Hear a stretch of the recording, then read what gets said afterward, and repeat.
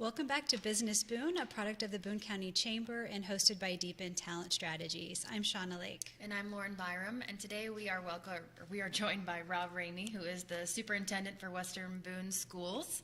And we are here today actually at Western Junior Senior High School. So thanks so much for being here. My pleasure. Yeah. So one thing we like to ask all of our guests before we get started is, if your life was a movie, what would the title be? That's a difficult one. I probably Groundhog Day probably comes to as far as some of what we deal with on a consistent basis. So That's a good one. I can see where that comes from. That's really funny.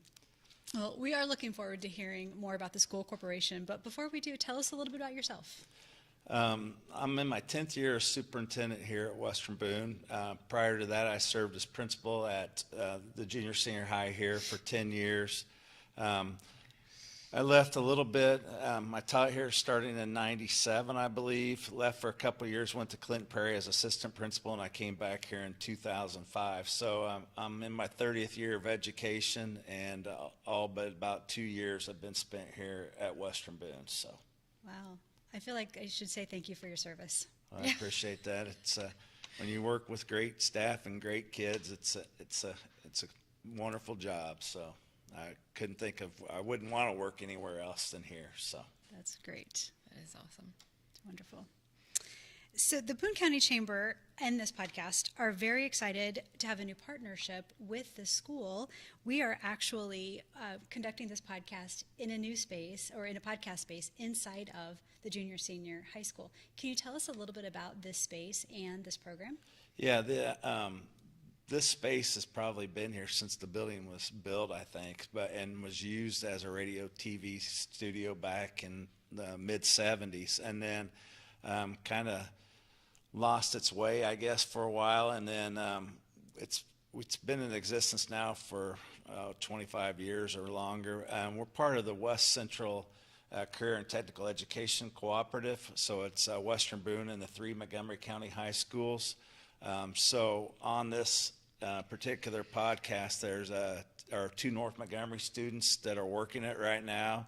And so we also have students from Crawfordsville and Southmont, and then actually we have one that comes from Fountain Central. So Matt has, I think, 22 kids in the morning in the first year, and in the afternoon it's his kind of capstone, and 7 kids, I think, are involved with that. So it's a tremendous program. Here at school, here at Western Boone, they get to do the live newscast daily, and then we have started, I don't know, it's probably been 7, 8 years ago where he started doing broadcast of football games especially. And last year he did one, the students kind of came up with the idea to do it like game day. So they moved everything out to the football field and did a kind of live broadcast from the football field. Had the IHSA commissioner and That's so and cool. yeah, so Like ESPN. trying to make it as real life as possible. Wow. And it's just, he does a phenomenal job with it. That's terrific. Kudos to everybody involved. Yeah, and what I'm kind of jealous of them from my standpoint. The technology that they're learning, it's going beyond just like a camcorder and a recorder, so to speak. I mean, they can take these skills now and be able to do things for the rest of their life that I'm not capable of doing. And so it translates into a lot of different areas. Yeah, it's very innovative. And, there's more innovation going on at Western Boone, so can you kind of talk to us about what else is going on and how you are evolving? Yeah, I think evolving is the key term. I always kind of like to push people to kind of get out of their comfort zone and try to provide. I mean, our mission statement is every star shines brightly, and that's K-12. And so we're always trying to figure out what we can do better and provide better experiences for our students. And, first of all, we're not necessarily a big corporation. We're 1,506 kids on count day last week. So that's down a little bit. We've seen almost a 200 student decline since 2019-20 school year. We're finding that people don't leave when the empty nesters stay here, and then obviously birth rate, and then we have things in place countywide to prevent us from growing. So it's going to be interesting where we go with what's taking place all around us, and hopefully the comprehensive plan will allow for some growth to take place here because we need it, although we don't have any desire to be like the next Whitestown. There's kind of a balanced growth there without getting too big. But we have 3 buildings. We have Western Boone Junior Senior High School. We have Granville Wells Elementary to the south, kind of serves Advance and Jamestown area, and then Thorntown Elementary serving Thorntown, Mechanicsburg, Elizaville, kind of to the north. What's unique about us too is that we have 278 students in our corporation that are non-resident. So that helps immensely when it comes to the budget, and and it speaks highly of our staff and what the experiences that they can provide. I think that sometimes people think, oh, it's a small school, we can't provide the same education. Well, I'm here to tell you we can, and oftentimes I'll tell parents we can provide more than a big school because we provide experiences that you don't necessarily get to at a big school. If you're at a 5 or 6A school and you want to play basketball, that's going to be your focus. You can't do choir, band, art club, those types of things. And here you can be involved in almost anything you want to be and get and be more well-rounded, I think.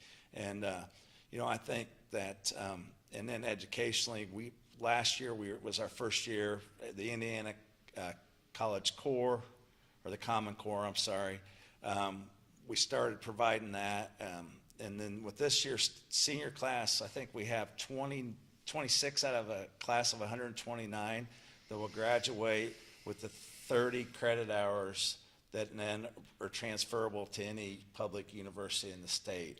And that's speaks highly of our students and our staff. We've kind of gone more of a focus on dual credit versus AP, and we feel like that helps our parents when it comes time to spending money for at college. So, we at Thorntown Elementary, we've started a makerspace, and what they're doing up there with STEM is, light years ahead of where we were 2 or 3 years ago. There, we did a $16 million building project there. We committed to keeping the building in Thorntown. And, it's amazing how that building's transformed, and not only just by the physical appearance, but just with what we're offering as far as course offerings there as well. So I love it. Congratulations on all of those achievements. As a mom of 2 kids in college, I'm already doing the math, thinking they're starting as sophomores. Yeah. That's huge. It is. And then I think that there's oftentimes that, I'll brag on our staff and our students a little bit. We had the top iRead score in the county. 98.1% of our third graders last year passed the iRead tests, which is a mandatory test now. We're number 1 in 5th grade language arts in the county. So I think those are oftentimes that we're looked at, oh, you're the rural school. I ask and kind of encourage people to look at the data, and you'll see that we hold our own. Absolutely. Yeah. To continue bragging on the corporation, how are you partnering with the business community, and what other opportunities are on the horizon? Currently with our business community, we have work-based learning, and then we have, like I mentioned earlier, with capstones they're huge for our students to get involved and kind of learn outside the walls of the school, so to speak. I know in this class that's shooting this podcast right now, one of the students is working with the chamber. One of them's working with our co-op and helping with the videos that they kind of release through social media. And then another one's working with the city of Lebanon with their social media. So that's just one example with this particular program. And the state's kind of changed with this year's freshmen.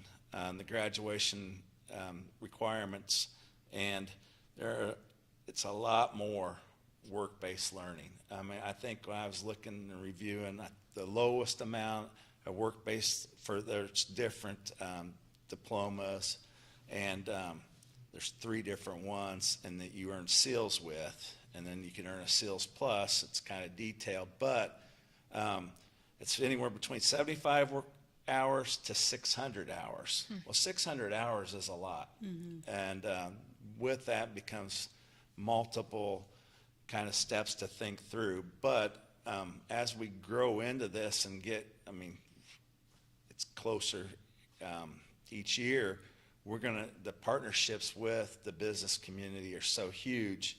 And Western Boone, Lebanon, and Zionsville belong to the Central Indiana Educational Service Co-op. It's down at the Pyramids. There's a lot of schools in Central Indiana and Marion, Boone, Hamilton counties that belong to it.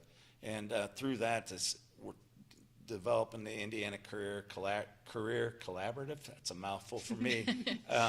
And Sean has graciously, I think, kind of helped through the chamber kind of be a intermediary to try to help get the word out on what schools are going to need in the future. And then a platform, we're working on like a platform where businesses can go in and say, okay, well, I'll take 2 of this or 3 of that type of worker, and then we can get the kids that experience, because we're not going to be able to put enough people out on the street, so to speak, daily to try to coordinate what's needed. And it's going to be it is a huge undertaking, and I'm a little, I guess, skeptical, because I don't know how good of an experience it's going to be, because they're saying that some of it can be virtually, and to me, we're doing it virtually through hands-on. I mean, are we just checking a box then? Yeah. So, and we're one of the biggest things what we've dealt with over the last few years is business and industry not letting anybody under the age of 18 come in.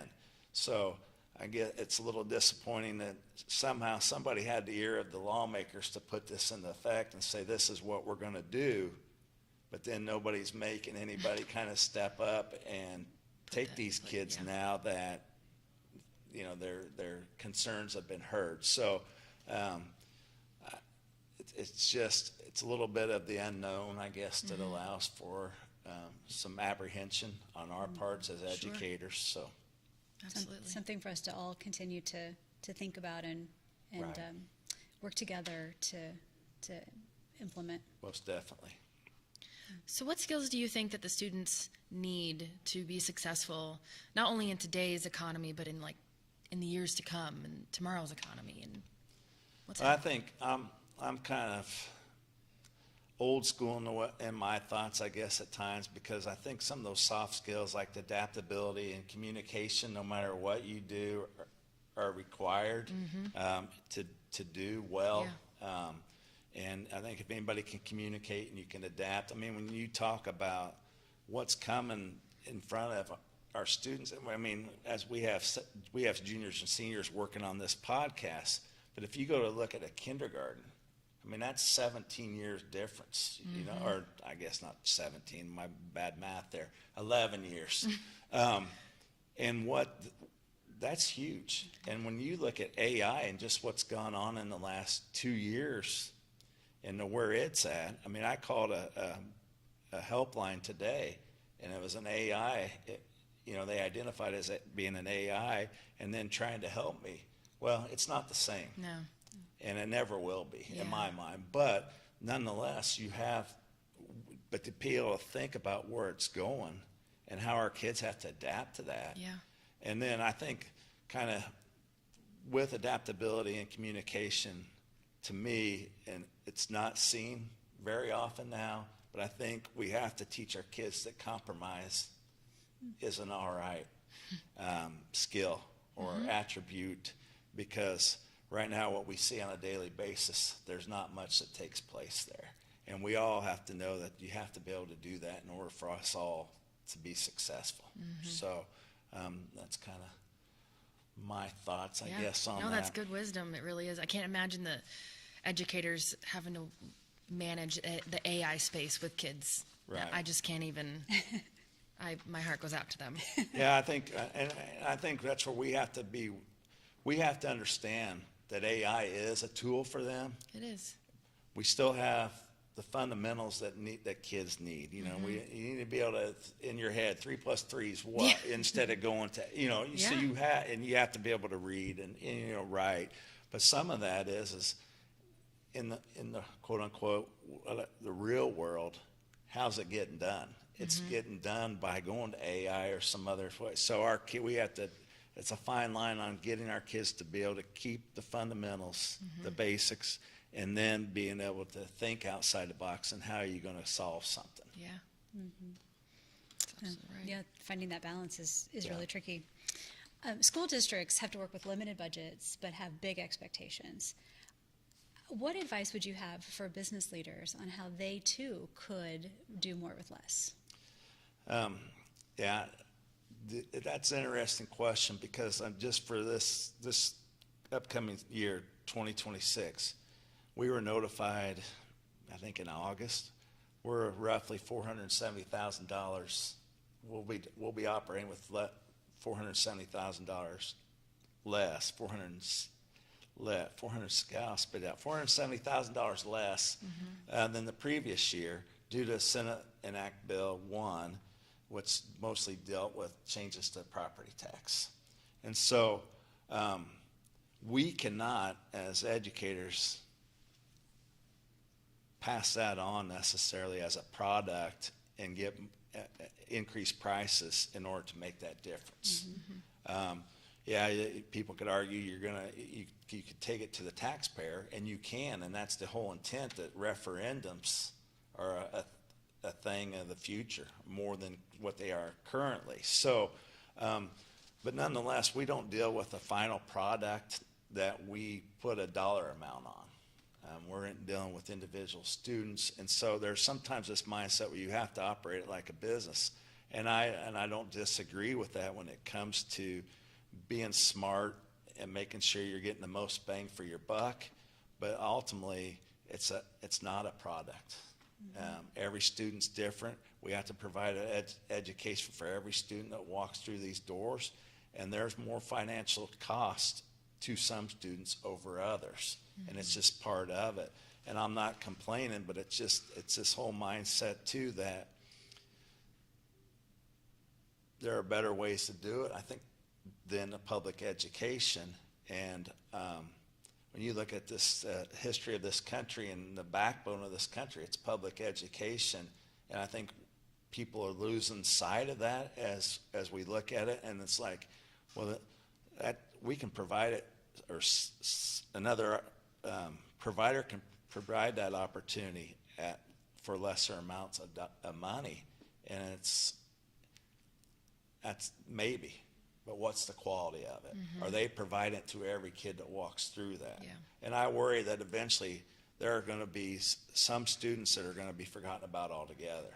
And that's unfortunate with the current mindset that exists. Yeah. Thank you. So what leadership lessons have you learned that maybe you wish other CEOs could utilize, or you think other CEOs should maybe take advantage of? I wish they had more of. I don't necessarily know that it's a lesson that I've learned, but I can tell you that I'm around 4-year-olds to 18-year-olds daily. And there's sometimes a negative connotation or negative perception around kids in general. And, I don't see that. I see that the great kids trying to do their best, wanting to learn, and wanting to take it all in to go out and be successful in life. And that people, we're going to be in bad hands. We're not going to be in bad hands with any of the kids that are walking through any public school in Boone County or Indiana or United States for that matter. And, I think that my suggestion would be get out and spend time with them, and you'll understand how grateful we are to have them, and that the potential's there. And it's like anything else. They just need those relationships from adults, and they can do whatever they want to do. And that's what we try to send a message here. We don't say, oh, because you don't go to this school and you go to Western Boone, you can't do this. That's never come out of anybody's mouth here at Western Boone. I can give you examples of doctors and lawyers and aeronautical engineers, and go down through the list. Are we producing them as a greater percentage than some? No, because we have a smaller amount of students. But when they leave here, they can do whatever they want if that's what they choose to do. And and I think that there's just so many positive stories on a daily basis that happen in schools, and that we are in great hands as far as the next generation goes. Yeah, I completely agree with you. Just go and have a conversation with a younger individual, because you can learn something as an older person, and they can learn something from you, and that skill set will transcend. And there's so many generations in the workforce now, so getting to know the next one early on is best. Right. Is better for you. Yeah, if you assume automatically that they can't do it, then that's not a good situation to start off for either the employee or the. And so it's they can adapt, they can communicate, they can, and they're going to be just fine. Yeah. And I know most of them well enough to know they want to prove you wrong. Yeah. They want to eventually be your boss. So. I would also say, I don't think it's always on the younger generations to adapt to the older generations. I think we also need to adapt as new people enter the workforce. And you look at our generation, and what I know for me, some of the technology, it's leaving me standing still. I mean, and I have to go to them to ask them. I mean, when it comes to a password, like remember my password, my kids, like, Dad, you come on, and and just it's unbelievable how fast the technology is growing and changing, but they're right there. I mean, they're the quote unquote digital natives. So. Exactly. It's true. Yep. Well, what is one thing that you know now that you wish you knew earlier in your career? One thing that I know now.